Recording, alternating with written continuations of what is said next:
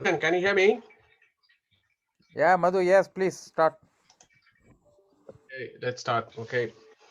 Badram Karanebhi Shunyamadevaha Badram Pashema Akshabihi Rajatraha Sthirairangairutushtuvam Sastanubihi Veshema Devahitan Yadayuhu Swastinah Indro Vridrashravaha Swastinah Pusha Vishwavedaha Swastinah Tarksho Arishtanemihi Swastino Brihaspati Dadatu Yo Antah Pravishya Mamavacha Imam Prashuptam Sanjeevayati Akhila Shaktidara Swadamna Nyamshcha Hastacharana Shravanatvagādīn Prana Namo Bhagavate Purushaya Tubhyam Lasatu Srimadanandatirtendurno Hrudambare Yadvachas Chandrika Swanta Santapam Vinikrintati Padavakya Pramanagnan Pranamya Shirasa Gurun Vyakarishye Yatabotam Vishnu Tattva Viniranayam.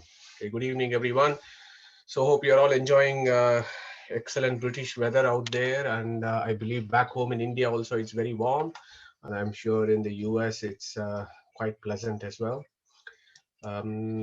So, whilst the world outside seems to be getting better, our discourses on Mandukya Upanishad is also getting interesting and exciting by every week. So this week we have this is our seventh session on Mandukya Upanishad, and we are still in the first kanda. Mandukya Upanishad has got four kandas, and we are still in the first kanda of the Mandukya Upanishad. So quick recap as usual. So Harihi Om, Om iti etad aksharam idang sarvam tasya upavyakyanam bhuta bhavad bhavishyaditi sarvam omkara eva yachanya trikalatitam tadapi omkara eva sarvam hi etad brahma ayamatma brahma so ayamatma chatushpat जागृति स्थानः बहिः प्रज्ञः सप्तांगः एकोनविंशतिमुखः स्थूलभुक् वैश्वानरः प्रथमः पादः स्वप्नस्थानः अन्तः प्रज्ञः सप्तांगः एकोनविंशतिमुखः प्रविविक्तभुक् तेजसो द्वितीयः पादः यत्र सुप्तो न कंचन कामं कामयते न कंचन स्वप्नं पश्यति तत् सुषुप्तम् सुषुप्तिस्थानः एकीभूतः प्रज्ञानगण एव आनन्दमयो हि आनन्दभुक् चेतो मुखः प्राज्ञः तृतीयपादः. So this is what we have done over the last 2 months in Mandukya Upanishad. So we started off with describing who the great Omkara Tattva is, how it is a name of God Himself, and over the last, 6 verses, 4, 5, 6 verses, what Varuna is describing is he's describing how the souls are under total control and dependence of the Supreme. But in the first 2 verses, he described this Omkara as Akshara, he described him as Sarvaha, he described him as Brahma, he described him as Atma, Vaishwanaraha, Tejasa, and Prajnaha. So these are all the names of the Supreme. So this is a very, very important point when we study Mandukya Upanishad. So Akshara, Sarvaha, Brahmaha, Atmaha, Vaishwanaraha, Tejasaha, Prajnaha, they're all names of the Supreme. And as we know, when I say the names of the Supreme, it actually denotes an attribute or many attributes of him. Of course, the Supreme has got infinite auspicious attributes. So over the last 3 to 4 weeks, we've been focused on the 3 states of consciousness of the jivas. We had a logical sequence, if you remember. First, we established that a jada cannot have consciousness. So only a sentient being can have consciousness. Then we said the sentient being such as jiva does not have independent consciousness, and it is dependent on the supreme consciousness. such a dependent consciousness, which is the jiva, it goes through the transaction of its life in three states. One is Jagrati Stanaha, another one is Swapna Stanaha, and Shushupti Stanaha. So this is important because when we are in samsara and we are in this mundane world, when we are in this existence, we jivas, we go through only these three stages of our consciousness. We are awake, we do some activities. During the process, we acquire some karmas. Then we are in swapna state, then in sushupti state. We wake up in the morning and go through this cycle again and again. So this cycle of consciousness is actually reflected in the cycle of the careers of souls. So we were born and then we attain youth, then we become old, then we die. Then I should go this way. So we are born, we are childhood, then youth, then we become old, then we die, and then again we are born. And in every time we go through this cycle, we are going through these three states of consciousness. And that is what Varuna is asking us to think about in our lives. This is not some scientific discussion of Varuna. Yes, it is. But it is also a philosophical, spiritual discussion by Varuna. As he celebrates the greatness of the Supreme, he is also instructing us that you are going through this cycle of birth and death and birth and death. And in that cycle, you're going through these three states of consciousness, of wakeful state, dream state, and Sushupti state. Have you ever thought about who is controlling the states of your consciousness? And he gives us clear instruction that this is the Supreme who is called, as I gave you all these names. It is with those names that the person with those attributes is what is controlling your states. So that is a key concept that Varuna is instructing us in this first 5 verses of the Mundaka Upanishad. Okay. Now we move to the next verse. So now we are going into the next verse. So this is a bit interesting. This verse, here is a situation where Varuna is describing the three states of consciousness, and logically he should have gone straight to the fourth state of the consciousness of the jivas. But he is not talking that. He immediately reminds us in the sixth verse of a very important attribute of the Supreme. And this verse is really interesting. It says, Yesha Sarveshwaraha, Yesha Sarvajnaha, Yesha Antaryami, Yesha Yonihi, Sarvasya Prabhavapyayo hi Bhutanam. So after he celebrates, you are looking after my three states of consciousness, immediately he says, Eshaha. Okay, now I want to remind you here again, remember our two birds, there is the Brahman and there is the Varuna, who is the Jiva. And this Varuna is in deep contemplation and he is looking inwards and he is looking at the Supreme, and he has used these words on several occasions. He has used this word Etad. Etad means very close. Idam means that in front of us, this. I am means this. Now again he's saying Yeshaha. Yeshaha means this in front of me. So he says this person, Yeshaha, is Sarveshwaraha. This person in front of me is Sarvajnaha. This person in front of me is my Antaryami. This person in front of me is the Yonihi Sarvasya Prabhavapyayohi Bhutana. Okay, so we look at this verse in detail today. So the first thing from this verse that we take here is Varuna is looking at the Brahman and saying that Eshaha. So there is your difference. Varuna is different, Brahman is different, Jiva is different, Brahman is different. That is the contextual relevance of this verse. The next thing that you would notice here is there is a lot of Sarvaha here. Sarveshwaraha, Sarvajnaha, Sarvasya Prabhavapyo Yohi Bhutanam. Why is he saying that? Because if you look at the very first verse, he said, Om iti etad aksharam idang sarvam tasya upavyakyanam. So he defined Om iti etad aksharam. This Om is this guy who is very close to me. He is also called Akshara. This guy is in front of me. He is also called Sarvaha. And we know from Vishnu Sahasranama that Sarvaha is a name of Vishnu as well. Okay. So now here what Varuna is doing is he is giving us a definition of what Sarvaha means. Okay, so there is the nail on the head. There are some commentaries which talk about sarvaha means everything. Yeah, so this world, this Brahman is everything. This world is Brahman. Yeah, that is not the meaning of this. So again, that is important. When we read the Upanishads, we need to look at the contextual relevance. In most occasions, the internal evidence itself points to a particular meaning.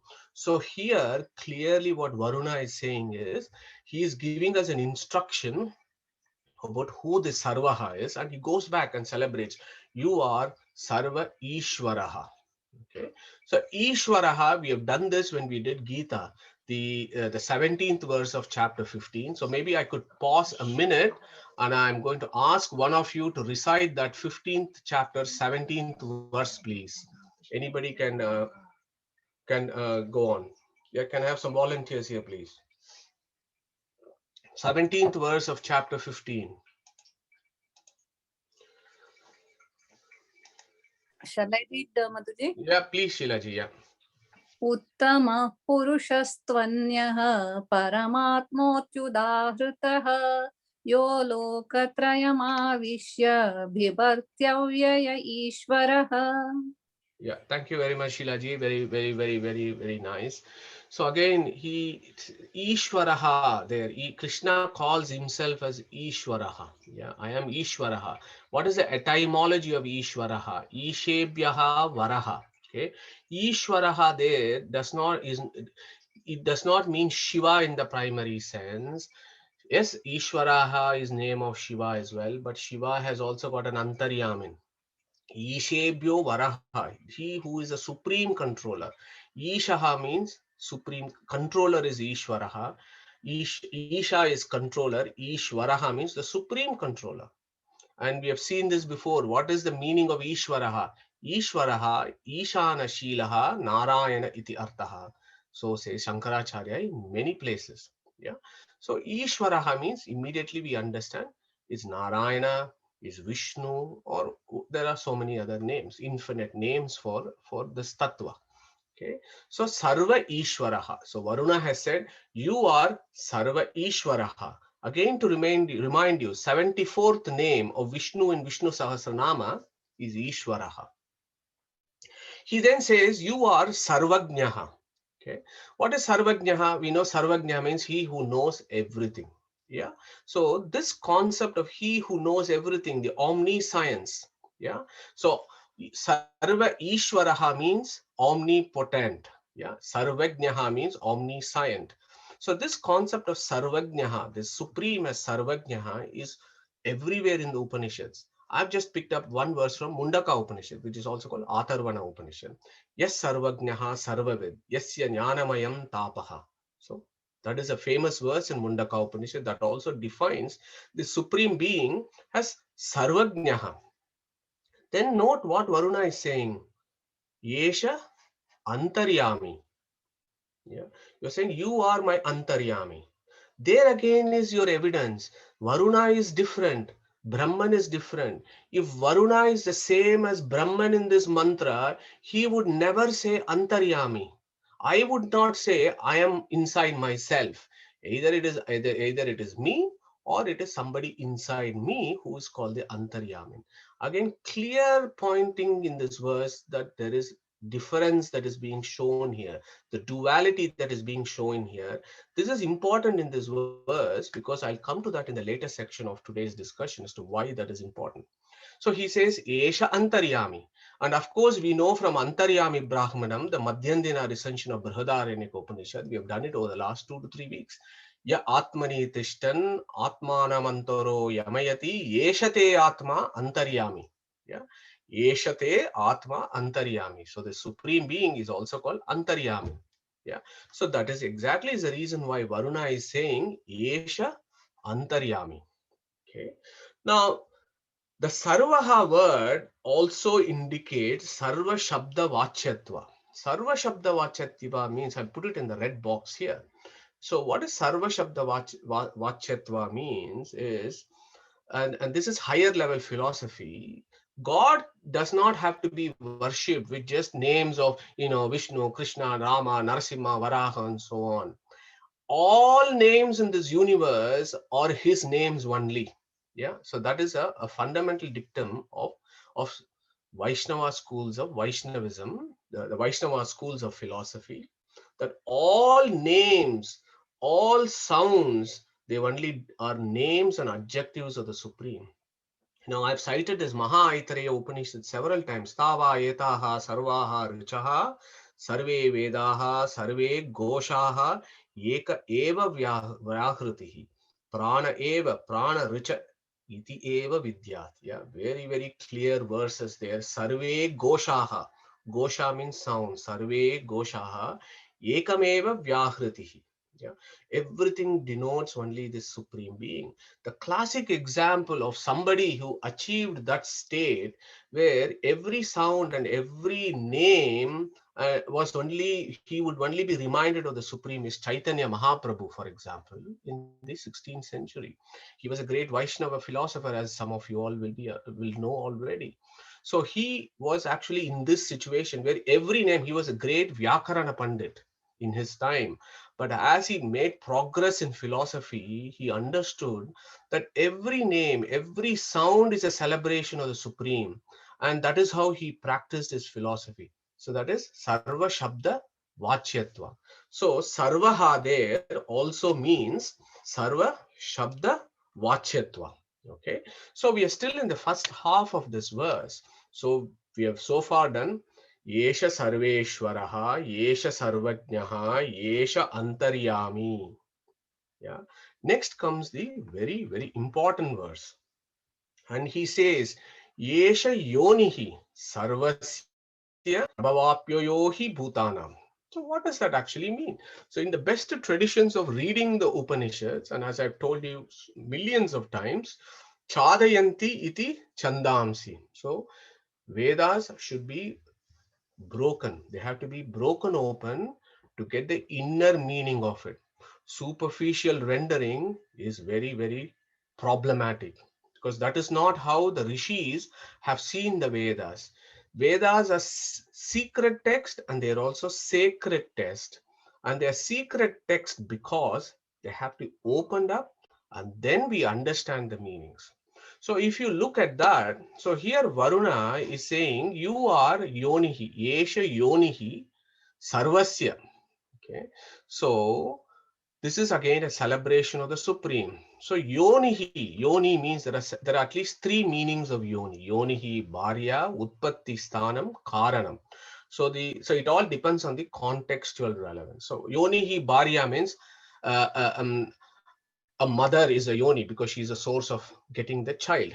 Utpatti sthanam, the womb, is also called the yoni.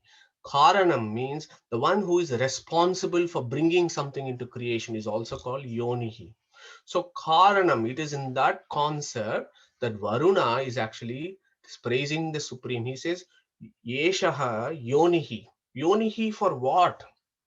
And he says, Sarvasya, everything, Prabhavaha Apyaya hi Bhutanam. So Sarvasya Yoni, the origin. So what in what way? Prabhavaha. Prabhavapyayo, that word, you have to break it open. So Prabhavapyayo becomes Prabhava and Apyaya. Prabhava means origin or birth. Yeah. So you comes into existence, Prabhava. Or Sthiti, once it comes into existence, it exists. So that is the Sthiti.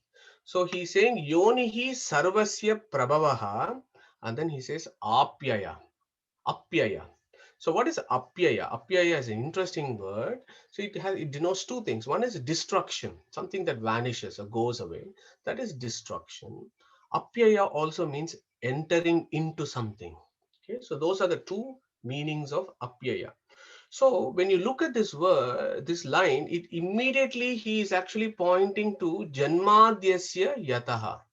You are the Janmadhyasya Yataha for everything. Yeah, and as you know from Brahma Sutra, that is the definition of the Supreme. He who is the creator, maintainer, destroyer, and five other things is the classic definition of who the Supreme Being is. So this word, Yonihi Sarvasya Prabhavapyayo hi Bhutanam. So the Bhutanam is an interesting word there. What is Bhutanam? So Bhuti means Unnati. Unnati means capable of elevating oneself. That thing that is capable of elevating oneself is Bhuta. So Bhuta means Jivas. We are all potentially capable of elevating ourselves. So we are all called Bhutas. Yeah. Panchabhuta is there, that is different. But in this context, it is Bhutanam is us. Yeah. Who are capable of elevating ourselves. So that is Bhuta. What does Bhutanam means? Means Bhutanam is to the Jivas. Okay.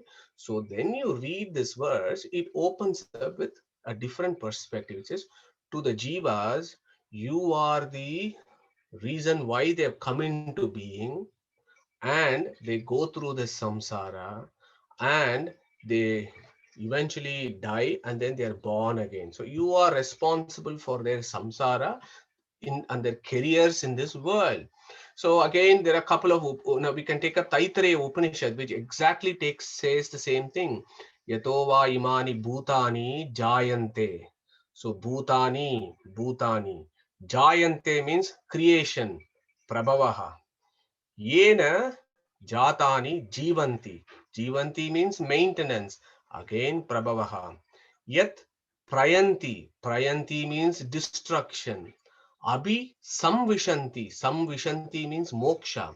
So apyaya also means entering into. Entering into what? Apyaya. Apyaya means in liberation, you enter into the abode of the Supreme.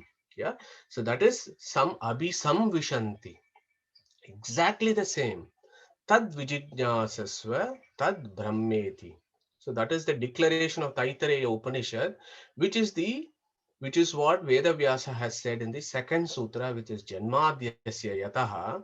And when you look at what Varuna has said here, in the sequence in which he has said, is exactly the same as Taittiriya Upanishad, which is the definition of the Supreme Being.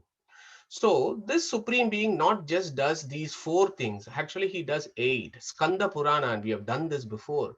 Utpatti, Sthiti, Samhara, Niyatir, Jnanam, Avruttihi, Bandha, Mokshacha, Purushat, Yasmat, Harirekarat.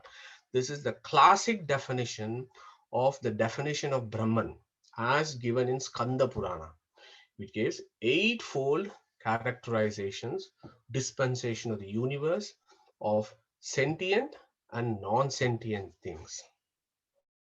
Okay, so that is the beauty of this verse from Varuna.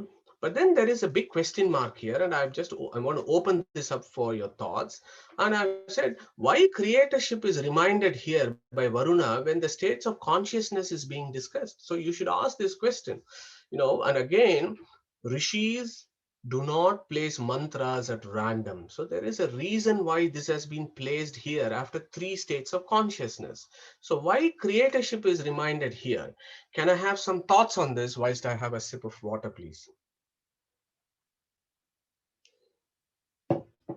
Any volunteers with regards to why Varuna may be talking about this? It seems rather irrelevant when he's talking about states of consciousness. Any clues? Okay. Madhuji Sushruth, Yes, it's go just on. to remind us that none of these states are possible without his control. Okay, thank you, Sushruth. Yeah, well put. Anybody else? I think there was somebody else also who wanted to nip in. No? Okay, that's good. Sushruth, thank you very much. So we will deal with this very, very in detail over the next 3-4 slides, because that is key for us to understand why Varuna has placed this before talking about the 4th state of consciousness. And I hope it will make sense as we go along over the next 30-40 minutes. So before I go into that, I just want to bring you back and give you some basic understanding of how the structure of Mandukya Upanishad is. I gave you a very brief hint initially when I started today's session. So here is the overall structure of Mandukya Upanishad. Pratama Khandaha, Dvitiya Khandaha, Tritiya Khandaha, Chaturtha Khandaha. 4 khandas or chapters, if you like. Now each chapter has got 2 sections.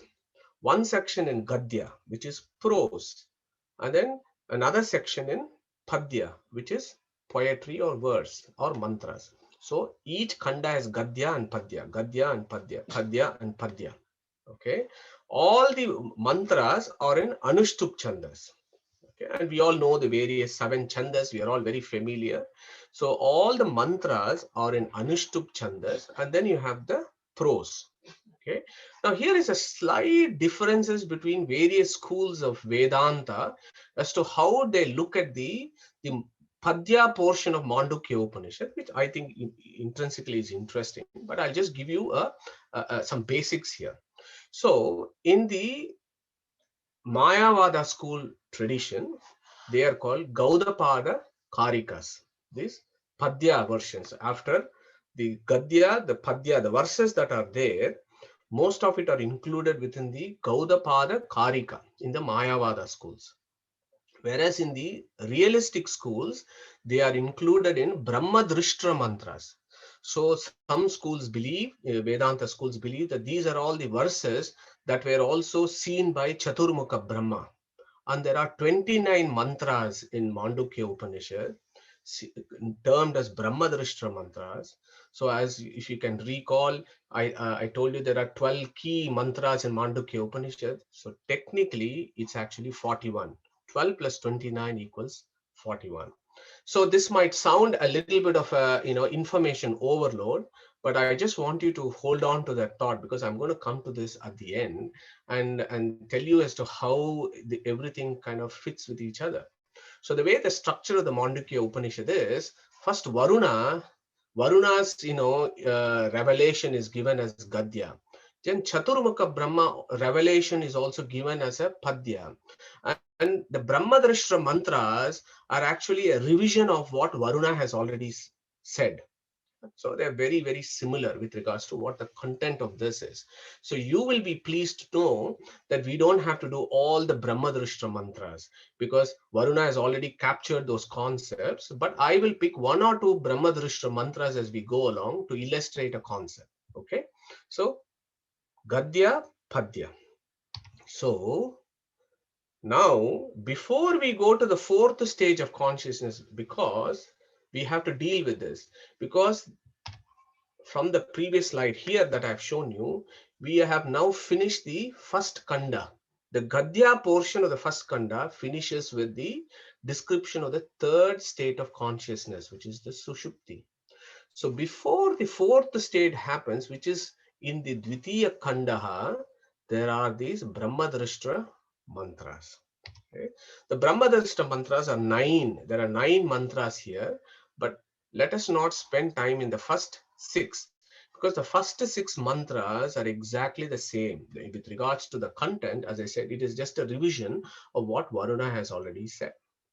Okay, but the 7th, 8th, and the 9th mantras are very interesting, because if you remember, he has said now, Varuna has said, Yesha Sarveshwaraha, Yesha Sarvajnaha, Yesha Antaryami, Yesha Yonihi Sarvasya Prabhavapyayohi Bhutanam. So the last line, he has described the roles of the Supreme Being in creation. Okay. And that is exactly what Chaturmukha brings up in the last 3 mantras. And this is really interesting, because this is a deep philosophical argument about a review on views of creation. Yes, you are saying Brahman creates, but what does it create? What does he create? How does he create? Is this creation a reality? All those things Chaturmukha brings up in this. Okay. Vibhutim prasavam tu anye manyante srishti chintakaha swapnamaya sarupeti srishtir anyair vikalpitaha icha matram prabho srishtir iti srushto vinishtitaha Kalat prasutim bhutana manyante kalachintakaha bhogartam srishtir iti anye kridartam iti cha apare devasya esha swabhavo ayam atmakamasya kaspruha. Okay, so I've just given you the padapata. I've split open the words and I've recited it for you as to what Chaturmukha Brahma is actually telling. Okay, so these are key verses in Vedantic philosophy. These are undisputed key verses of Vedantic philosophy that all the three acharyas will take up at some point in their bhashyas and their discussions. So essentially what it says is, we don't have time to go into the details of this, but essentially it says there are four possible views of creation. That is what Chaturmukha is telling us. Either this world is a transformation of Brahman, or it is an illusion, superimposition of Brahman, and the created universe is an illusion. That is what this verse is. Swapnamaya sarupeti srishtir. Yeah. Or is it time, that it spontaneously happened at a particular time, like the Big Bang? Or Icha matram prabho srishti riti srishtau vinishtitaha. Or is this a icha matram? Remember last time we did maya matram in one of the sutras, how the dreams are created by the Supreme. Here Chaturmukha uses a similar word, icha matram. And I told you then that maya has got so many meanings, and one meaning of maya is icha. Icha means his desire, it is his decision that he wants to create. Yeah. So here similarly Chaturmukha uses icha matram. Okay, that is it is his desire that he wants to create, so he creates. Who are we to question his creatorship? Yeah, he creates because he desires to create. So okay, so the verses again are important. I've underlined those two lines there. If we consider this world as an illusion, Swapnamaya Sarupeti Srishtir Anyair Vikalpitaha. Chaturmukha is actually giving them a bit of a scolding here. He said Vikalpitaha. Vikalpitaha means wrong knowledge. Yeah. So Kalpitaha, Vikalpitaha. This is an imaginary concept. It is not a true concept. Who is saying this? Chaturmukha Brahma is saying this.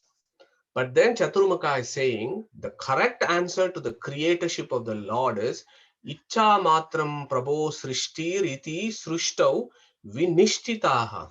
Okay, he says nishtitaha. This is the correct assessment. Vinishtitaha means absolutely this is the correct assessment, that this creation of the universe is as per his desire and it is a real creation. Okay, so these are subtle points that philosophers argue, but I thought this is relevant here because we have been just done Yesha Yonihi, and in Brahmadrishta mantras, the last three mantras actually talk about the creatorship. Then comes the interesting point. Yes, he desires to create, but why on earth does he want to create? And our philosophers, Chaturmukha, saying there are three possible reasons for creation. Either it is for his enjoyment, or it is a play, or it is his intrinsic nature to create. Yeah. Bogartam means enjoyment. Srishtir iti anyer. Kridartam means play. Iti cha apare. Devasya esha swabhavo. Okay, it is his intrinsic nature to create. So these discussions come in philosophy. So you may want to do your own individual Vedantic study and see which view of creation and what possible reasons for creation appeals to you. But it is all out there in Mandukya Upanishad for us to contemplate and think about. So that is the importance of the Brahmadrishta mantra for this session, because Yonihi Sarvasya Prabhavapyo Yohi Bhutanam, and then you need to know what is the purpose and is this a real creation and so on. So I just want to spend another slide here on this last Yonihi Sarvasya Prabhavapyo Yohi Bhutana, because when we did our journey of the souls, when we did that creatorship and so on, we said there are only three things: Brahman, matter, and jivas in all of existence. Brahman has a type of creation because he does various avataras, vyuhas, all those discussions we had. Matter has got a type of creation because it transforms and becomes various things, Mula Prakriti, then becomes grosser and grosser, and then we have this Panchaputatmaka Prapancha. Then jivas have a type of creation, which is their attachment to this body. Yeah, when they have the body, we call them that they are created. Jivas, as you know, are uncreated and eternal. But it is the fact when they acquire the body, we call that as creation. And when they discard the gross body, we call that as death. That is what is birth and death all about. But jivas themselves are eternal and uncreated, and Krishna in so many verses in the Gita has told us that. So Mundaka Upanishad, so don't confuse with Mandukya Upanishad and Mundaka Upanishad. I put Mundaka by purpose because Mundaka Upanishad is also called Atharvana Upanishad. It is also within the Atharva Veda. Okay. So Mundaka Upanishad actually gives you a beautiful definition of all these, of how the matter and jivas come about. It's a very beautiful metaphorical verse. Yata Varuna nabihi srijate gruhnate cha yata pruthivyam oshadayaha sambhavanti yata sataha purushat keshalomani tata aksharat sambhavati iha vishwam. Om iti etad aksharam. First verse of Mandukya Upanishad. The same akshara is coming here. Tata aksharat sambhavati iha vishwam. So this is one of the beauties of reading the Upanishads, where everything is saying the same thing. The samanvaya of the Upanishads is very clear. No Upanishad contradicts the views of another Upanishad. They are all saying the same thing, and they use similar words repeatedly. So once you get to understand the language of the Upanishads, you will see these common threads that flow through the various sections of the Upanishad. So here, the Atharvana Rishi, is clearly saying Aksharat, Sambhavati, Iha Vishwam. This whole universe is created because this Aksharat, who is the Omkara. So, Yata Urnanabahi Srijate Grukhnate cha. This is for material creation. Like how the spider puts out its web and then withdraws this. Similarly is the material creation. The primordial matter is always there and eternal. And during creation, the primordial matter is brought forwards in gross forms. And at the completion, when there is a final dissolution, it goes back into the Brahman. And in the next creation, again, it comes out. So that is one of the best examples of creation of Jada Prakriti. For Jivas, the Rishi gives an example of Yata Pruthivyam Oshadayaha Shambhavati. It is like how a seed, each seed is a Jiva, and this world is the soil. What this gardener, who is Brahman, God is the gardener here. What he does, he places each seed in this material world so that each seed can develop and grow and transform itself into a big tree or whatever it is destined to be. So each seed has got its own natures. A mango seed becomes a mango tree, a neem seed becomes a neem tree, and not the vice versa. And so is how the jivas are created in the universe. Then Atharvana Rishi says, this creatorship of the universe is a spontaneous act of the Supreme. Yata sataha purushat keshalomani. So just like how the hairs grow spontaneously from our body, similarly this creation comes spontaneously from the Supreme. So these are profound verses. We don't have time to go into the full philosophical aspects of this, but I hope you find it interesting that the common words keep appearing in the Upanishads, and I want you to focus on Aksharat, Tata Aksharat Sambhavati Iha Vishwa. So now we come to this question, why is the knowledge of creatorship essential for spiritual progress? Okay. So here it's almost a summary slide, and we have done this on the soul's journey discussion several months ago. What is this soul's journey in this world? So the souls always have a subtle body, and when we are born in our mother's womb, we acquire a gross body.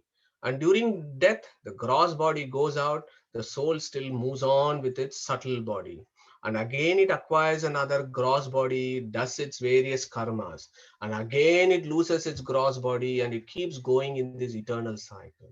Now, as I told you before, when it has this gross body, it is in these three states of consciousness: wakeful state, dream state, and dreamless state. This whole thing is this big cycle of karma, souls coming into existence, or in these three states, they do their karmas.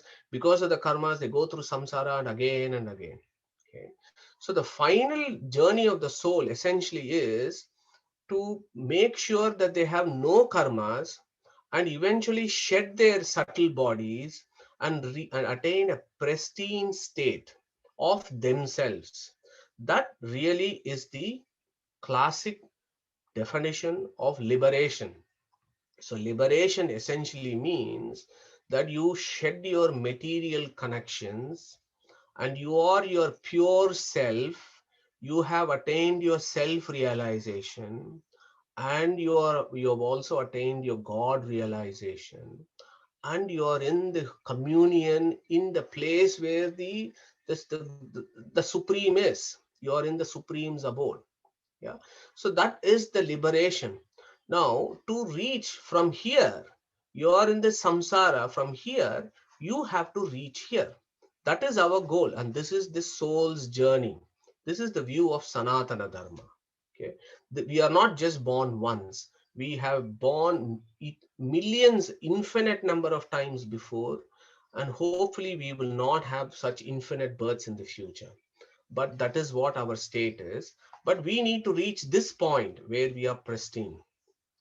Now that is why this is important, and Varuna has spent this, put this verse here about worshipping the supreme, because if we need to understand what is the conscious state of the jivas in liberation, first we need to know how do we attain that state. This is not a theoretical concept. Yeah, so yes, it's all well and good. The wakeful, dreamless, and dream state is very understandable for us. But the conscious state in liberation it's a very abstract concept. We do not even know whether there is such a thing called liberation or not. We do not even know whether there is heaven and Vaikuntha is there or not. We do not even know whether God exists or not. Yeah, so I'm just putting those controversial statements. But yet, Varuna is talking to us about the fourth state of consciousness. To me, that would indicate that yes, probably the fourth state of consciousness exists out there.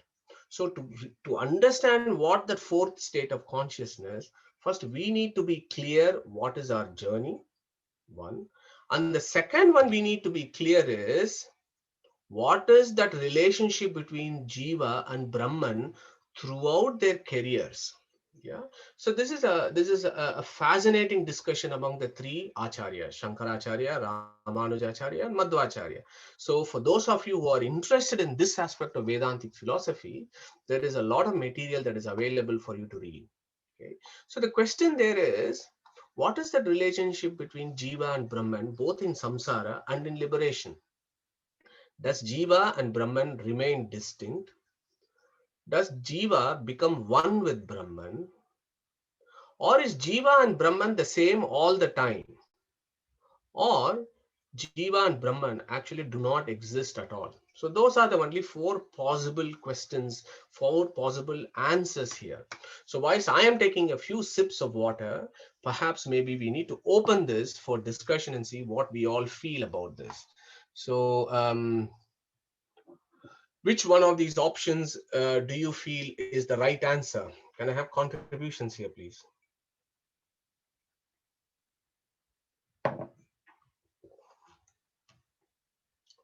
Who's going to go first? I can go first, Madhu. Okay, thanks, Deval. Yeah. I think all your talks indicate, I think Madhvacharya's teaching is that they are distinct. So that's number one, isn't it? But I think I am still hovering between 2 and 1 in moksha. Yeah. Okay. Thank you very much, Deval. Anybody else? No, Madhu? Yeah. Yeah. Yeah. I think I'll just go with 1. They remain distinct even in moksha. Okay. All right. Thank you, Neetaji. Anybody else? I want somebody with another view. Pragnesh? Yes, I thought J becomes 1 with B, so option 2, but I would add little caveat. All J are potentially likely to be. I would use potential, that's the only, but if it is given constraint, then I would say 2. Okay. They become one with Brahman. Okay. Thank you very much, Pragnesh. Anybody else? Okay, so let's move on. So there are 4 options. Either J and B are distinct in liberation, because this is important for us in liberation, what is happening. Yeah. If you want to know about the conscious state of jivas in liberation, or whatever that conscious state is.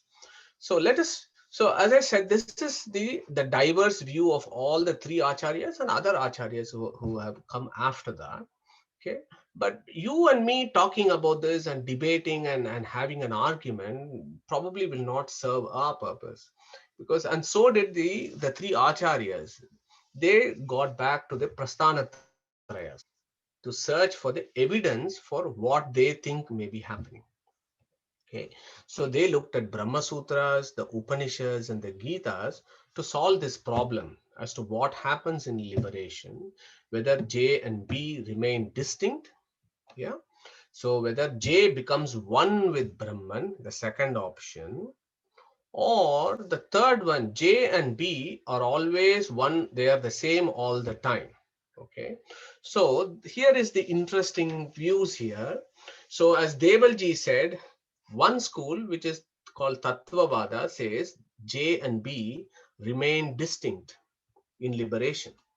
Ramanujacharya also views that J and Brahman are distinct in Vaikuntha. Okay. The differences between Ramanujacharya's and Madhvacharya's view is J's in liberation, the Jivas are different in number, but their experience of blissful state is similar to Brahman. Okay, that is Ramanujacharya's view.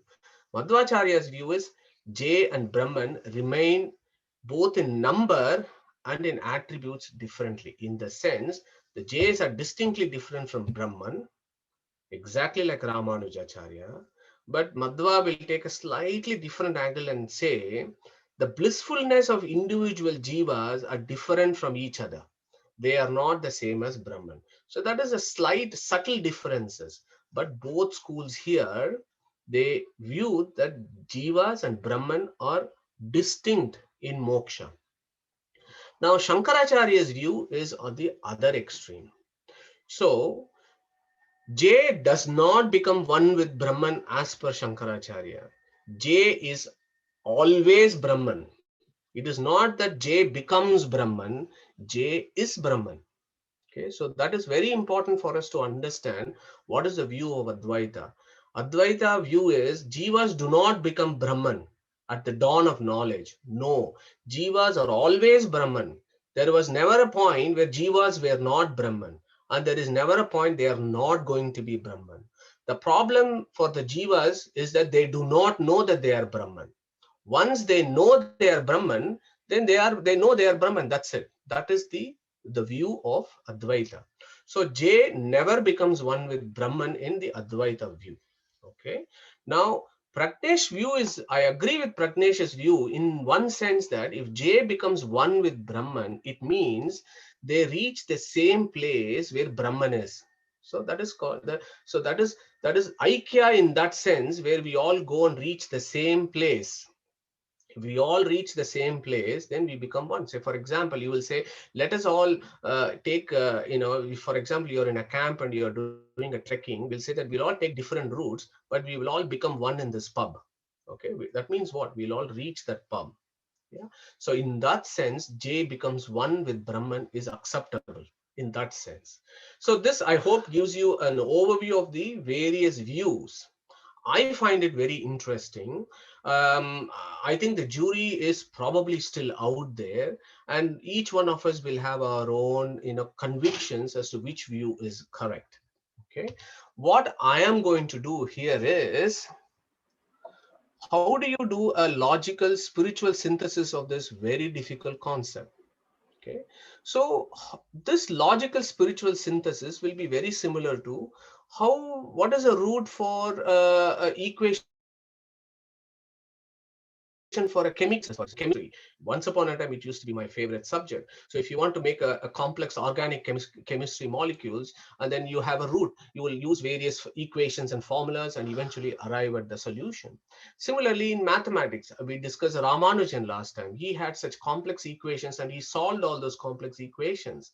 So you have a set of rules that you use to solve an equation. Similarly, you use a set of logical spiritual synthesis. There are certain rules to try and arrive at this problem.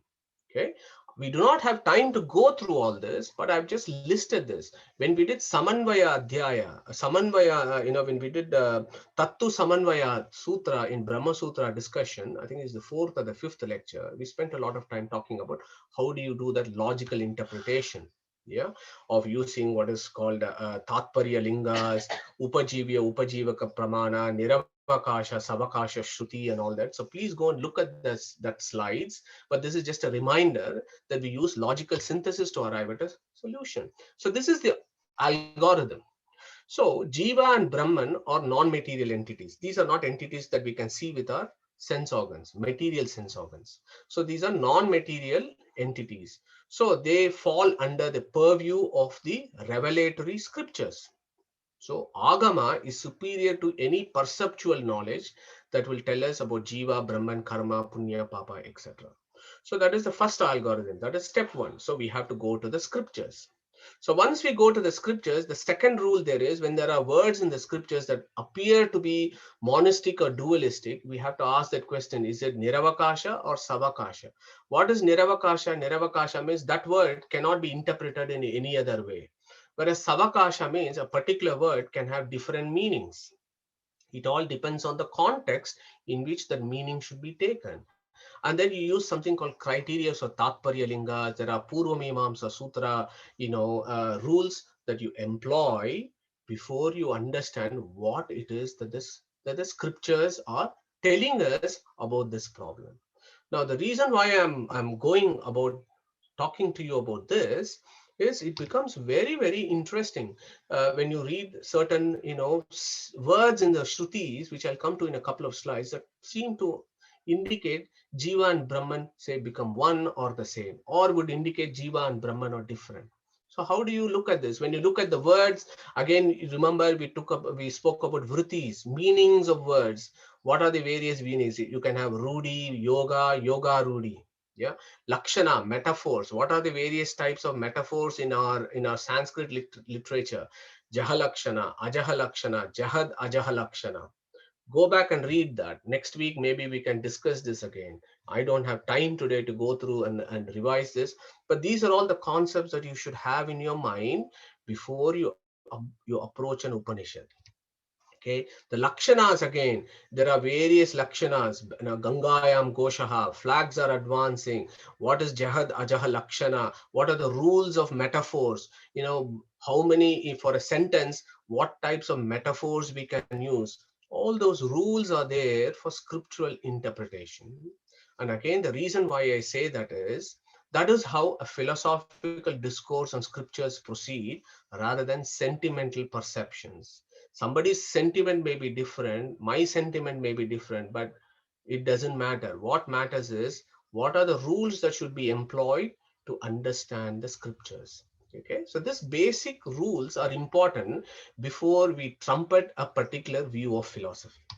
Okay, so this is where I want to bring you here, because the reason why I have told you about the rules of interpretation is, as some of us said, there is Jiva, there is Brahman. Are they same in moksha or they are different? So if they are same, it's called Abheda. And if they are different, they are called Beda. And there are two popular sayings that we are constantly confronted with, and we need to understand what is the meaning of this. So there is one verse that commonly used by our friends in the monastic schools, Aham Brahmasmi and Tattvamasi, the two sides of the same coin, which basically seem to indicate that I am Brahman, I am God. Tat Tvamasi in the second case, you are that. Yeah, all seem to indicate. Yeah, but the importance as to why I have put this here is you need to use the rules of interpretation of scriptures and then understand what actually does that mean. Now, Aham Brahmasmi, which seem to indicate Jiva and Brahman become one or one. They don't become one. Sorry, I retract that word. Jiva and Brahman are the same. You are Brahman. Always. When you are in samsara, you are Brahman. When you are in moksha, you are also Brahman. You were never a Jiva. Jiva is an illusion. You are always Brahman. Okay. So that saying comes from this famous verse in Brihadaranyaka Upanishad. Okay. Go through it and read it. That verse it comes 3 times in this. What is important is we should not just pluck this and say, oh, Aham Brahmasmi, Aham Brahmasmi. No. Anybody who says Aham Brahmasmi should be able to give the meaning of every word, the syntax, the grammar, the etymology of every word before Aham Brahmasmi, following Aham Brahmasmi, and the rest of the paragraph. This is where I find it very amusing when people just stand up and say Aham Brahmasmi without even having gone through the whole paragraph of what Brihadaranyaka Upanishad is saying, or what has it said just before. Tadahuhur yad brahma vidyaya sarvam bhavishyantaha Manushya manyante kimutad brahma aved yasma tat sarvam abhavad iti. That is the question that is being answered in this paragraph. So those things become important. Etymology, Vedic Sanskrit. And in fact, the Vedic Sanskrit is so ancient, you will be surprised to know, and we have dealt with this before, that the New Testament, sorry, this is Old Testament, this is a typo here. Old Testament, Moses, when he goes to the pharaohs, he uses Aham Brahmasmi there, okay, saying that Aham is a secret name of God. Brahma is a name of God. Asmi is a name of God. These are names of God. They are not I am Brahman. These are names of God. Moses says, I am has sent you to his, that verse comes in Old Testament, New Old Testament. Aham is I am in Christianity. And I am is the name of God in Christianity. So is Aham in our Sanskrit literature, ancient Sanskrit literature of the Brihadaranyaka Upanishad, not after the 7th century. Look at Zend Avesta. Okay, Zenda Avesta, as you know, is an ancient scripture of the Zoroastrians. Ahura Mazda, he says, my secret name is Ahmi. I am called Ahmi. And Ahmi comes from Asmi.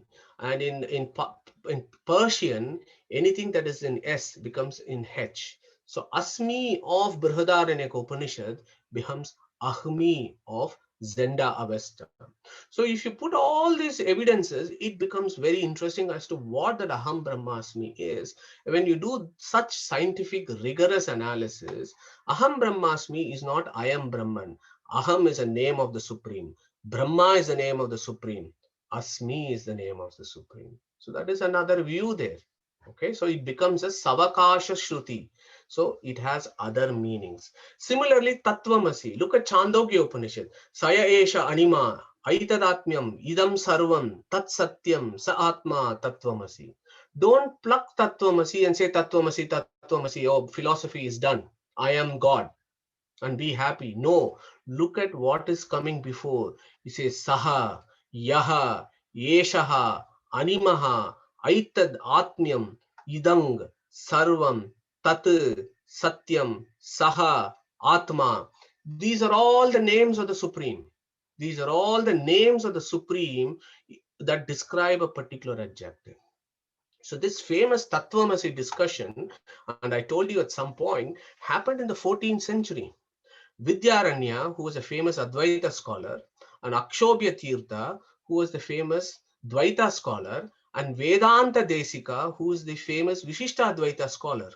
So Vidyaranya and Akshobhya Tirtha had a debate on this, and Vishishtadvaita scholar Vedanta Desika was the judge.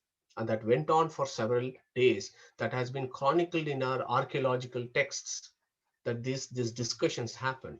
So the reason again I'm saying this is these are important concepts for our Vedanta and our philosophy. Okay, so it deals with Jiva and Brahman. So to summarize the text, it deals with Jiva and Brahman, which are trans-empirical entities. It is a Savakasha Shruti. Tattvamasi has actually got 12 different meanings, not just I am thou, that thou art. That is one very superficial meaning. But remember, Chandogya Upanishad is an ancient Vedic text, and it has ancient Vedic grammar and meanings. Yeah, and we should go there and understand how it was devised, what was the meaning, what is the Vedic meaning of that. So if you apply Tatparya Lingas, Purva Mimamsa Sutras, contextual relevance, etymological origin of words, you will see an entirely different perspective of what these verses are and how these have been plucked and a particular philosophy has been propagated. So that's interesting concept, but I hope without being controversial here that you understand that there are various nuances to it and various angles to it. Just plucking a word or a sentence completely out of context is not sane philosophical argument or is not sound logical argument, which is very important in Vedanta. Okay, so the reason why I have said all this is, who is this Tat? Is this Brahman? Who is Tvam? It is the Jiva. Now, what are the qualities of this Brahman? He is Sarvajna. We have just said, he has just said, Yesha Sarvajnaha. Yeah, Yeshas. What else has he said? He said, Yesha Sarvajnaha. He said, Yesha Antaryami. Yesha Yonihi. He has said all this to Brahman. Sarvajnatvadi Gunaha. Sarvajnatva. So omnipotent, omniscient, whatever else you want to do. All the auspicious attributes is what Brahman says. In our Mayavada school, this Brahman is called Ishvara, also called Saguna Brahman. Look at Jiva. Jiva is Ajnatacha, Alpashaktitvam, Dukkitvam, Swalpakartruta. So this fellow has got all qualities that are opposite to Brahman. Okay? Now, how are you going to place them together and say they are the same? So the only way of doing this is, and again, this people forget, people who just flaunt Tattvamasi actually forget that classical Advaita scholarship actually would discuss metaphors. Yeah, Lakshana. What type of Lakshana has to be used to understand this? It is just not an open system and you say Tattvamasi and then you become, no, there is a history to it even in Advaita scholarship. How do they do it? Somebody has to erase all these auspicious attributes of Saguna Brahman. Somebody has to erase all the, Ajnata and Alpa Shakti, all the negative attributes of Jiva. And when all these attributes are removed, what remains is the bare Chinmatram, as it's called. And the Chinmatram are the same. That is the Nirguna Brahman. Okay. So this is the view of Advaita, which is fascinating. Yeah. Now the question there is, who should remove these gunas? Is there somebody who's got a rubber to erase all these gunas in Saguna Brahman and Jiva? Next question. After it is removed, what is the guarantee that it will not stick back again? What is the guarantee that these gunas will not go and stick back? Who is going to prevent these gunas from sticking? So these are all the interesting debates that happen. The concept of Nirguna Brahman comes from Shvetashvatara Upanishad. And again, we cannot just pluck Nirguna and say, oh, look, Shvetashvatara Upanishad, it says Nirgunascha as the last word. No, look at all what it has said. Eko Devaha, Sarva Bhuteshu Gudaha, Sarva Vyapi, Sarva Bhuta Antara Atma, Karmadi Akshaha, Sarva Bhutadi Vasaha, Sakshihi, Cheta, Kevalo, Nirgunasht. It has given so many attributes to Brahman and then use Nirguna at the end. So what does the Nirguna mean? One school will say that Nirguna means non-material attributes. Saguna means all these attributes the Shvetashvatara Upanishad is. So I hope you find it interesting because again, it is important. In liberation, we are going to talk about the fourth state of consciousness next week or the week after. If, as per our Advaita school, if Nirguna Brahman is the only one that exists in moksha, then if that is the state of consciousness of you and me and everybody else in the fourth stage of consciousness, here is a fundamental question. Yeah, is Nirguna Brahman conscious in the fourth state of consciousness? This may sound a very deep question, but it is of deep philosophical significance. What is consciousness? And we have discussed this on so many occasions. Consciousness is a state where a sentient being is aware of something that is outside it and is also aware of its own existence. Yeah, that is consciousness. Now, when you attain moksha, the external world has disappeared. The external world does not exist. Full stop. As per our Mayavada friends. So if that is true, then Brahman cannot be conscious of external world because the external world does not exist. Okay. Now, so that consciousness of the external world does not apply there. Is he conscious of himself? There are two problems there. If you're conscious of yourself, you should be conscious of yourself as somebody who possesses something, possesses some attributes or some quality, something. But our Brahman, unfortunately, is Nirguna. He doesn't have any attributes. So the question is, what is he conscious of? Okay. Second question. And the third question, and this is what is called Kartru Karma Virodha. This is technical jargon about the views of certain schools of philosophy where an object cannot be an object of its own perception as well. So that's called Kartru Karma Virodha. So those are all three problems. Now that knowership.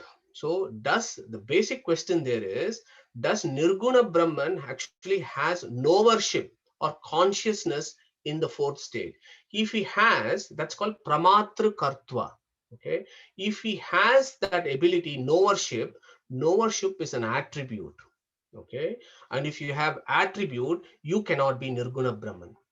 Yeah. So these are all subtle philosophical discussions. They may sound a bit complicated, but these are all the points of discussions between three schools, which I hope you will find interesting.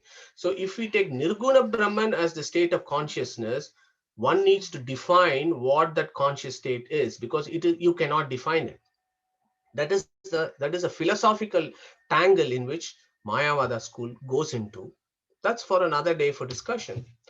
On the realistic schools, Ramanuja and Madhva, for example, will say, look, our fellow Brahman is Sarvajna, he is great, whereas we are all limited and we go through this cycle of samsara. But when we have dissolved all our karmas, we will go to mukti. And when we are in the fourth stage of consciousness in the moksha, Jiva will be Jiva, Brahman will be Brahman, Jiva will be in constant communion with Brahman and will be enjoying a blissful state, is the view of Ramanuja and Madhvacharya. So there are two spectrums of views in the fourth stage of consciousness. We will skip this slide about Tattvamasi. So the destination here really is we jivas, and Varuna has said there is this Antaryami, you are inside me. So this jiva is there, inside is the Antaryaman. This jiva has got this Liga Sharira where all these karmic imprints are. And then this is the pre-creation state. Once it's coming to creation, it has the Stula Sharira. Then it does all the activities. And if you do good activities, then eventually you will dissolve all your karmas. Then eventually you go to Brahmaloka, you will be in the state of Chaturbhuka Brahma in Satyaloka, and then at the end of the Pralaya, you will lose your Linga Sharira and you'll go to the liberation and you stay with Brahman. So this is the view of Mundaka Upanishad. This is not a view of me or any other Acharya. This is the view of Mundaka Upanishad. So this famous verse, worth reciting again. Jushtam, so this is our great birds, Dvasuparna birds of Mundaka Upanishad. It goes on in the second verse, Jushtam yada pashyati anyam isham asya mahimanam iti vitashokaha. When this fellow understands that he is constantly dependent on Brahman, then he loses his sadness. He stops suffering. The third mantra immediately says, Yada pashyaha pashyate rukmavaranam kartaram isham purusham brahmayonim tada vidwan punya papena viduya niranjanaha paramam samyam upaiti. Very important word here. Niranjanaha. So once he has done all this, he has seen, then he understands this is the great person who is next to me, is controlling me. He does karma yoga, jnana yoga, bhakti yoga. He removes all his punya and papa, viduya. Then he becomes Niranjanaha. Niranjanaha is this state where he is defectless. Then what happens? He goes to liberation. Paramam samyam upeti. He goes to Vaikunta and he is samya. He is not aikya. Look at those words. There is no aikya there. There is samya there. Paramam samyam upeti. He has not said paramam aikyam upeti.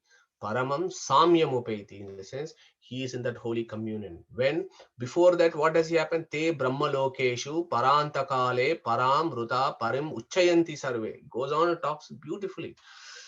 Now this state where the Jiva and Brahman are distinct in liberation, again the same Mundaka Upanishad talks about this. Pare avyaye sarve eki bhavanti. When Prajnesh said, Pare avyaye sarve eki bhavanti, this is what the Mundaka Upanishad says. J and become one, eki bhavanti means they are in the same place. How? Yata nadyaha syandyamanaha samudram Astam gacchati, like how the rivers flow into the sea and disappear. That doesn't mean the rivers become the sea. No, the molecules of the river are distinct. The molecules of the sea are distinct. They are always remaining this as river molecules and sea molecules. They don't, those two water molecules don't become one. That is basic science. Yeah, so they never become same is a strong argument of Mundaka Upanishad, not mine or any Acharya. It is of Mundaka Upanishad. Okay, so now I come back. Why has Varuna put this, yes, talking about Esha Sarveshwaraha and so on? Why is he celebrating him so much? So that we understand that, as Sushrut pointed out first, that we are constantly dependent on him, that he is a big guy, we are nothing. Yeah, that knowledge about him can only be known through the Vedas, interpreted with the aid of the Brahma Sutra. He is to be known as an abode of infinite auspicious attributes, which is what Varuna has said. Yesha Sarvajnaha. Yeah. So, and then unless we know him, we cannot see him. Unless we see him, we cannot obtain his grace. God's grace is absolutely essential for release from bondage to go into liberation, which is where we will be experiencing our fourth state of consciousness. So to bring home this truth, our Varuna has actually given those major qualities as an expansion of Sarvaha. So this is what Jayatirtha summarizes. Paramatmano Atyanta Binnasya Swataha Chidanandatmakasyapi Jivasya Anadi Avidya Kama Karmadi Nimittaha Ayam Paramartha Eva Anyatakaraha Dukkadi Anartaha.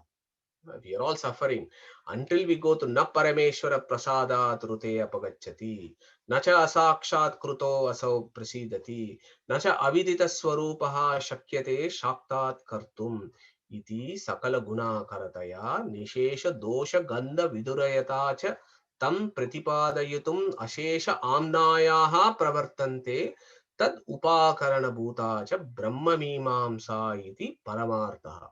This is the summary of what Sanatana Dharma is, or the summary of what is the Vedantic philosophy, and why are we doing these discussions on Sunday? Because we want to know him. We can know him only through the Vedas. Upanishads are part of the Vedas, and we are doing Mandukya Upanishad so that we can make a beginning, we can make a start somewhere to know him. Because without knowing his auspicious attributes, there is no way in which we can get ourselves released from bondage and jump over to liberation, which is where the fourth stage of consciousness is. That is this guy here. Yeah. What is that fourth stage? How does Varuna describe the fourth stage? Hopefully, we'll see it next week or the following week. I think next week we have an expert speaker talking about neurocognition, neurochemistry, neuropsychiatry, and so on. So we are still in that series of understanding consciousness. So I think it will be interesting. I hope you will join next week. So I'll stop there and we can have any discussion. Sorry, I might have run a little bit 10 or 15 minutes more, but I think it was important that I covered this, at least this verse of Varuna. So I'll stop there. Krishna Pranamastu. Thank you for listening. Thank you, Madhu. Thank you. Wonderful lecture. Yeah. Any questions, please? Yeah, we got Mohan who has raised his hands. Yes. Am I audible? Yes, Mohan, go on. So I have a question, actually a couple of questions. So one is, we saw on one of your slides, we talked about three acharyas all going to same prasthantraya and then deriving different conclusions, or at least to us it seems as different conclusions. So given this type of what I would say complexity is involved and the navigation being so difficult, is there a hope for mere mortals? Would Mohan, we we are all ever, mere mortals. So I think they're would, definitely, so would so we they're ever definitely, understand if they themselves have difference in opinion, then what is the truth basically? okay.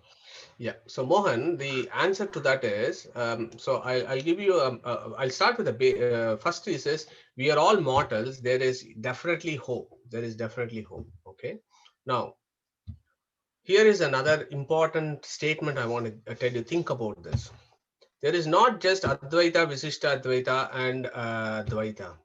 There is Buddhism, there is Jainism, there is Christianity, there is Islam, there is Zoroastrianism, there is Taoism, there is Shintoism, there is Sikhism. There are so many roots. Yeah, there are so many other philosophies that are out there. How do you reconcile all this?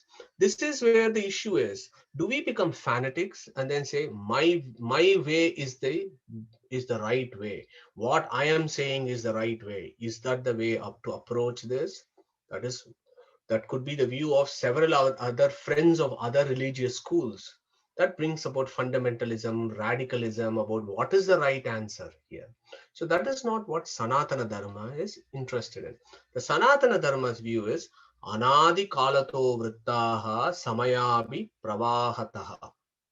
What that means is this universe is going through eternal cycles. Eternally, the universe is created, and eternally, all the philosophies are also created with this. Okay, this is a basic understanding of Sanatana Dharma. Eternally, there are several philosophies. Eternally, the world is going through creation and dissolution, and the jivas are eternally going through these samsara cycles. Each jiva is different from another, and each jiva's attribute is different from another. So, what does each jiva do? Based on its attributes, it finds a particular school of thought or philosophy that appeals to you, and then it finds a destination or an answer that is right for its attributes. Okay, let's not forget these philosophies are also there not as independent entities. God has made these philosophies to exist. Otherwise, these philosophies and thoughts would not exist at all. Why has God made these various thoughts and various philosophies exist in this universe? So that jivas who are so different from each other can also adopt that particular philosophy that suits it so that it can find its destination. So what that destination is, I don't know, you don't know, and all that we need to do is make our research, make our effort so that we understand what is our destination. Where are we destined for? Are we going to be Nitya Samsarins going through this, cycles of samsara? Or we are going to go to the fourth stage of consciousness and get ourselves liberated.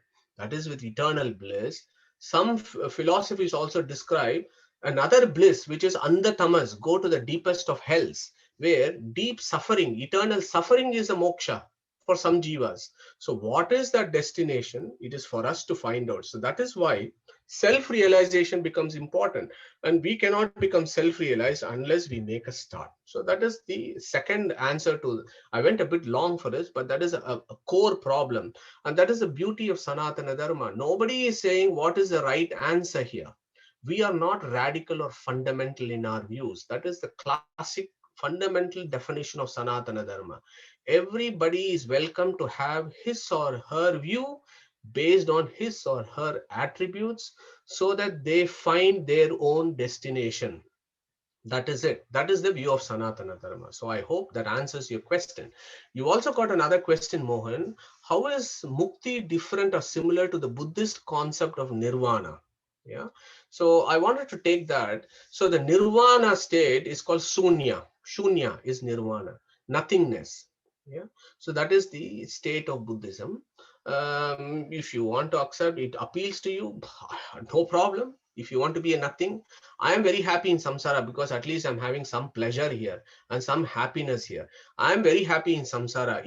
If sunyatva is the moksha, I don't want that sunyatva because I can be very happy in samsara and I don't mind being in eternal cycles of at least having some temporary happiness. But the sunyatva is so nihilistic. I can't see a reason how going to emptiness can be a route to salvation. How can you look for nothingness as a goal? Nobody in this world looks towards nothingness. Everybody wants something. And what do we want from this? We want moksha, which is state of eternal bliss. Everybody is moving towards happiness. Nobody is moving towards nothingness in this world. There is your answer. So that interpretation of Buddhism is very problematic. That is why it was ousted out of India. the Vedic philosophy just completely decimated it. Thanks to Shankaracharya, who actually brought back the Vedic view in the 7th century. And after that, the Vedic Sanatana Dharma has spread in Bharatvarsha because it is just an untenable hypothesis. Nobody wants to go towards nothingness. So I was going to stop there. Mohan, any other questions? Or Then anybody? there is a follow-on to that, which is actually goal of liberation is which is according to one school, we should not even have that goal, mukti. Rather, we should aim for bhakti, because mukti is also like not experiencing anything, whereas bhakti is truly experiencing the eternal bliss. So, any thoughts on that? Yeah, sure. So that bhakti is called Ekanta Bhaktas. Yeah, Ekanta Bhaktas are extremely exalted souls, and they are very rare to find. So bhakti is the only end of their lives. These are really exalted souls, and there are so many examples, as you know, in our tradition. But Gita, for example, has clearly told us, come and reach me. If you worship me, you will reach me. That is your mukti. So bhakti is a route to mukti. Yeah, whether you stop at bhakti or not, that is, even if you feel you're going to stop at bhakti, eventually, of course, you will go to mukti. Yeah, but that is that is your sentimental view that I don't want mukti. I just want to be happy in bliss, always in worship. Okay, Pragnesh. I don't have a question, but can I make a comment on the last discussion, please? Yeah. This was regarding mukti versus bhakti. I have to use the Gujarati, sorry for that, but I will translate it later on. There are various types of bhakti. It's called Dasya Bhakti, Shakhya Bhakti. Mira is known for Dasya Bhakti, Radha is known for Shakhya Bhakti, like a friendship or a servant-master relationship. According to Mira, Premanand has a very famous verse, say, Harino Janto Magena Mukti Mage Janmo Janam Avtarre. So according to Mira's philosophy, rather than being liberated, she wanted to be reborn again to serve Lord Krishna as the master. So there are some schools which say that liberty is not good, but bhakti. That is what I have learned as a schoolboy. Thank you for allowing me the chance. Yeah, thank you, Pragnesh. Very well put. So that's and again, as I said, these are Ekanta Bhaktas. These are all exalted souls. Somehow I'm just a mortal being, and we all reach for the Purushartha. Yeah, let's not forget the Purusharthas. There are 4 Purusharthas, right? Dharma, Artha, Kama, and Moksha. And Veda Vyasa has very clearly said that among all the Purusharthas, Moksha is the highest Purushartha. Go and seek it. Yeah. So Veda Vyasa gives that instruction in Brahma Sutra. Yeah. That among all the 4 Purusharthas, Moksha is the highest Purushartha that we should all seek. And clearly he has given instructions to ordinary jivas or Mukti Yogya jivas. So there are, as you said, there are Ekanta Bhaktas for whom Bhakti itself is the end. They are exalted souls. I don't think I can't even imagine how it will be like. But I want to go to what Veda Vyasa has instructed us and said, among the 4 Purusharthas, 4th one is the most important, mate. Try and reach that. And that's what I am sticking to at this point. Thank you. Anybody else? Madhu, I think when we all say mukti, is it not like we are going into a different loka or sort of moksha and everything? We are going into a different state and then having the same bhakti to God in that state. So it's not like bhakti. So mukti is not a state without any bhakti. Is that right? Yeah, oh gosh. And we will deal with that when we do the 4th state of consciousness, because our Rig Veda talks a lot about what is happening in the 4th state of consciousness, where all these jivas are in bhakti. They are always in bhakti. They are always reading the Upanishads and the Vedas. They are always discussing Shastras, and they are doing all sorts of bhakti in moksha. So moksha, the definition of state in moksha is constant communion with the Supreme, and that constant communion with great adoration is, as you know, bhakti is. So bhakti should be here. Bhakti will always be there in moksha. So says the Rig Veda and other scriptures. So hopefully we'll touch on those concepts when we deal with that. Yeah, so no, that's what I'm saying. People here are asking this question about which is better, mukti or bhakti, but I feel there's no difference. Whereas mukti is sort of a state where you have a consistent bhakti. Now we have bhakti, but we have to do a lot of other things, is material things, which in that state we don't need to do that. Is that right? Yeah, yes, in a way, yes, Sudarshan. But I think it is very difficult to. I don't think one should separate one from the other. I think that's what you mentioned, that bhakti and mukti should not be separated from each other. One is a route to reaching the other. Yeah. That's right. Without bhakti, you will not reach mukti. What is mukti? Release from material bondage. That is what is mukti. Yeah. Not going to Vaikuntha and sitting next to Vishnu. That is could be one, but your fundamental definition of moksha is liberation from entanglement in material world, and that entanglement, removal of that entanglement has to happen at some point. That can happen only with his grace. That grace will come only when you have mukti, or when you have bhakti, Right. sorry. So That's right. without devotion, the grace will never come. Yes. And the other thing is, I think one of the questions was about what is the thing, difference between the Buddhist nirvana and our mukti. The this sort of, our mukti is much more. What we say is mukti. It's not just we are talking about superior or inferior, but our mukti is a state where you are more alert of what you're doing, isn't it? Like nirvana is a completely nothing. Sir, in Buddhism, there is no God. Yeah, Yeah. God is not required in Buddhism. So this is a key concept that we need to understand. God is not. So there are. So let's not go into that debate of what is the core Buddhism. Buddha, after all, was the incarnation of Vishnu, right? And then will he propagate a system where please tell everybody that I do not exist? That is what he has done in his incarnation as Buddha, because it is a through and through atheistic view. There is no God in Buddhism. There is no jiva in Buddhism. There is no the consciousness of Buddhism is the panchaskandhas. These 5 aspects that mix together. Matter becomes conscious. There is no jiva. There is no God, and everything is momentary. There is no constancy underneath all the transient things that are happening in the universe. So it is a completely radical view.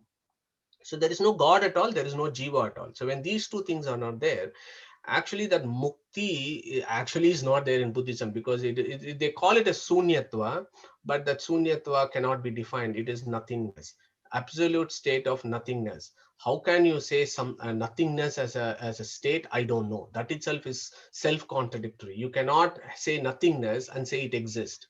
That itself is self-contradictory, and Buddhism is full of these kind of self-contradictions and so on. It appeals to certain people. That is the modern day version of Buddhism.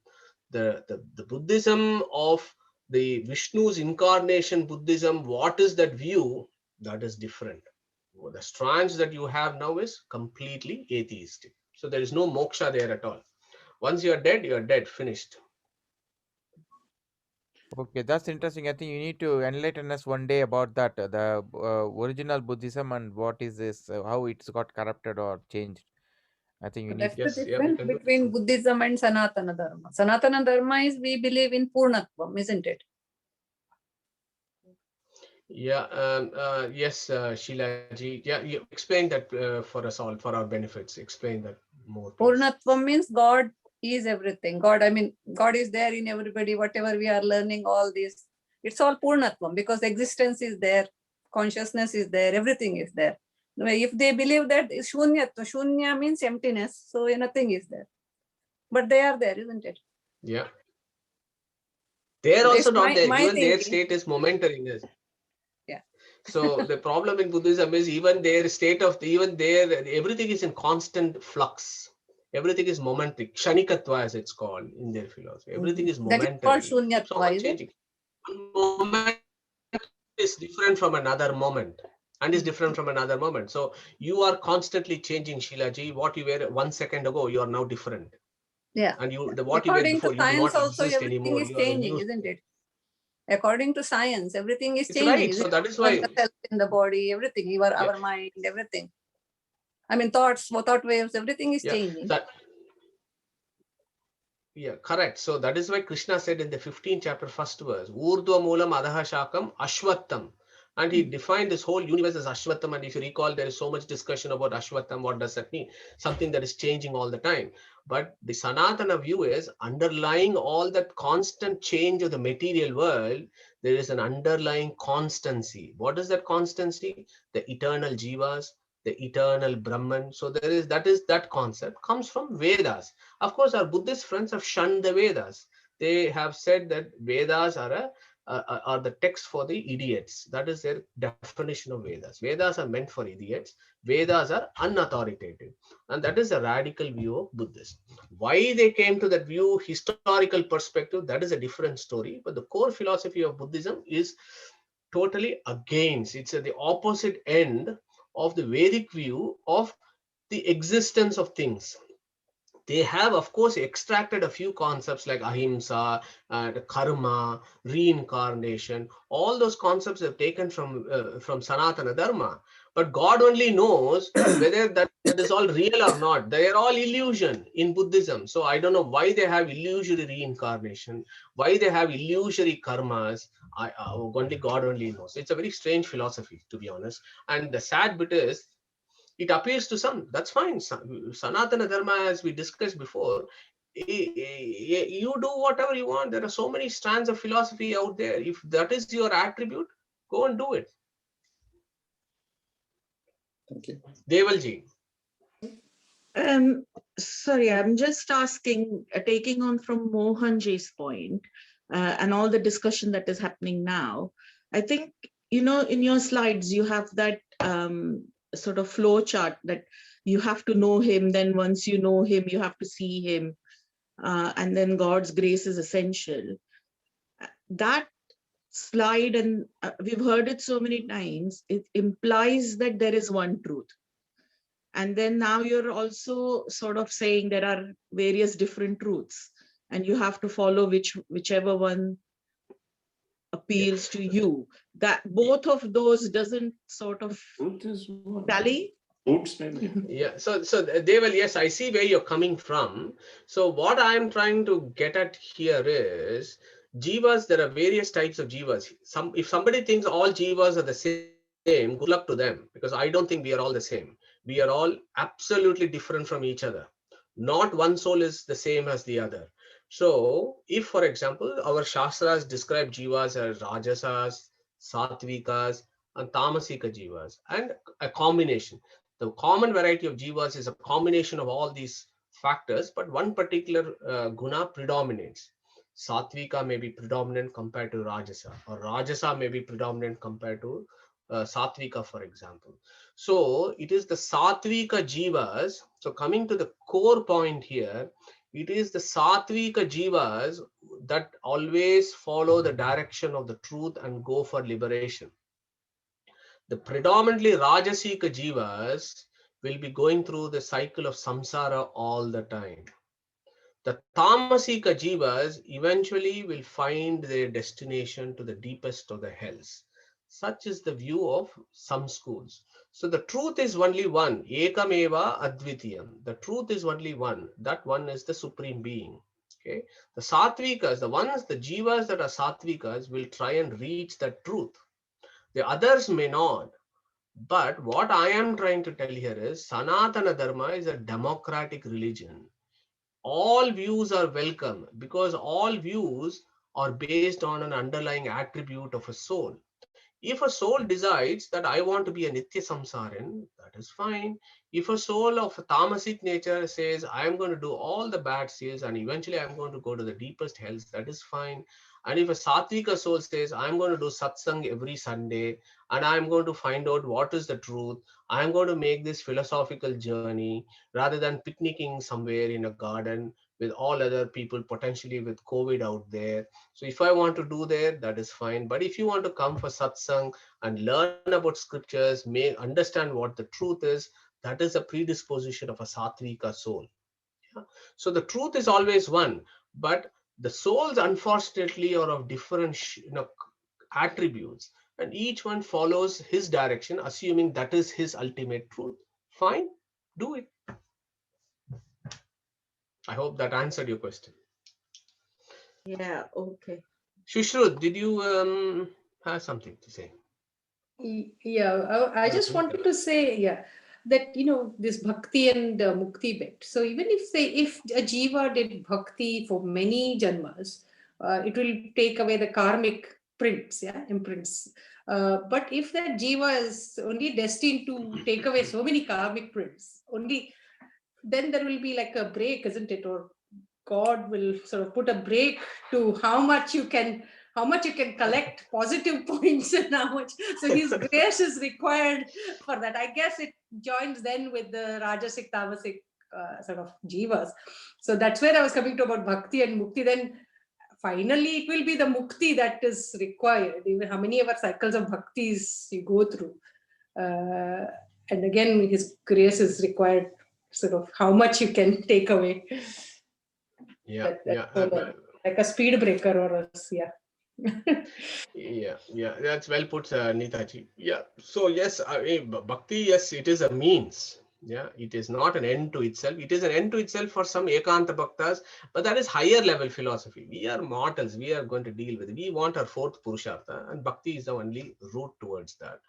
And how much karma we will accumulate, I don't know. I don't know how much karma we have in our linga sharira already. Only God only knows, because He only then decides which combination of karmas we have to bring it to fruition in our next birth. So we will leave it to Him to make that decision. But we probably I asked this question, Madhuji, long ago, and you said Jnanadni sarva karmani basmasat kurutir. I mean, what Krishna told in Bhagavad Gita. So I thought the Jnanagni burns all the karmas.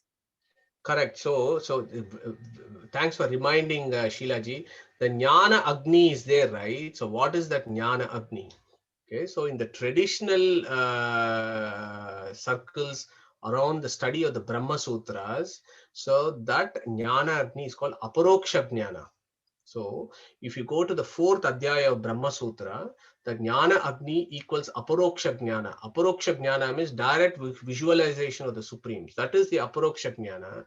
When that happens, what happens? There is a separate pada that Veda Vyasa talks called Karma Kshaya. Karma Kshaya Pada, where how he destroys karma. What karmas that he destroys? All the karmas that we have accumulated in our lives, that he will destroy. But the karmas that have come into fruition, called the prarabdha karmas, we have to suffer that prarabdha karma. Once that is exhausted, then we make our way into Satyaloka and then go into liberation. So that 4th Adhyaya, I would encourage you to look at those 4th Adhyaya Veda Vyasa as to what he has to say about what is the Jnana Agni. But you're right, Jnana Agni is one that will destroy karma. Which Jnana Agni? Aparoksha Jnana Agni. Thank you. Thank you. Thank you, Madhu. If there are no more questions, we'll finish this session. Is it okay, Madhu? Yeah, sure. Just to clear, so next week we have an expert speaker. So it'll be nice to have maximum attendance for that. So this is not going to be the usual, terse philosophy. It is going to be more neurochemistry, neuropsychiatry. That's the kind of things that we have done about 1 month or 2 months ago. So I think it's just to bring it all back, and hopefully there'll be some practical discussions that will happen there as well. So I hope it will be interesting. Yeah. Thank you, Madhu. We'll say Om and then we'll finish. Yeah. You can unmute and say Om. Yeah. Okay.